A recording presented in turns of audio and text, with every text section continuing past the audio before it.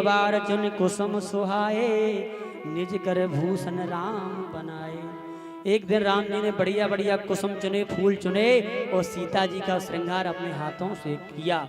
लेकिन सीता जी का श्रृंगार रघुनाथ जी कर रहे थे तो एक व्यक्ति को अच्छा नहीं लगा। बोले किसको? बोले इंद्र का पुत्र जयंत, वो राम जी की परीक्षा लेने के लिए आया। बोले कैसा कामी पुरुष है जो स्त्री की सेवा कर रहा है। तो महाराज जयंत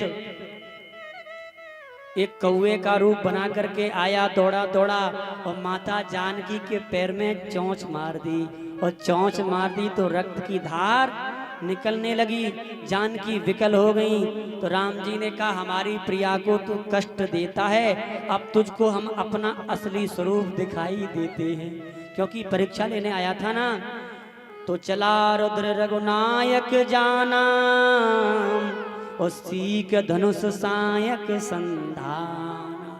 राम जी ने कोई बाण नहीं उठाया, एक सीख कोई फेंक करके जयंत की ओर मार दिया और ऐसा सीख लगा। यानी राम जी कहना चाहते हैं मुझको कोई धनुष बाण की आवश्यकता नहीं पड़ती, ये राम बाण ही काफी है। अपना नाम का बाण फेंक दिया और महाराज जयंत को लगा, जयंत विकल हो गया। तो बड़े बड़े त्रिलोकी में गया, ब्रह्मा के पास, शंकर के पास, इंद्र के पास, सबने हाथ खड़े कर दिए। बोले हम रक्षा नहीं कर पाएंगे।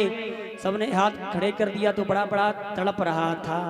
तब तक नारद जी आ गए। नारद देखा विकल जयंता,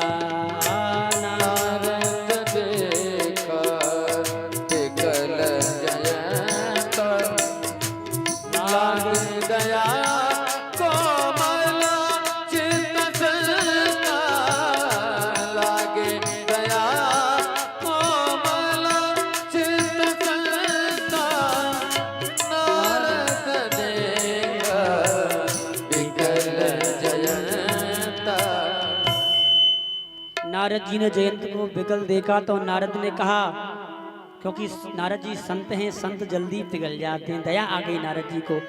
नारद जी ने कहा तूने राम जी का अपमान किया है और राम के साथ साथ में उनकी प्रिया का अपमान किया है, जा उन्हीं की शरण में जा, वही तुझको मुक्ति दे सकते हैं। और जयंत दौड़ा दौड़ा आया, जानकी मैया के चरणों में गिर गया। सीता जी ने दया दिखाई और सीता जी ने जैसी दया दिखाई तो कुछ जयंत को अवसर मिल गया। तो जयंत राम जी की महिमा गाने लगा और राम जी की महिमा सुनकर के सीता जी मोहित हो गईं। और राम जी ने कहा जयंत तुमने समस्या तो खड़ी करी थी इसलिए कष्ट दिया, लेकिन सीता मैया ने अब तुमको आशीर्वाद दे दिया है, हाथ घुमा दिया है, तो अब तुम स्वस्थ हो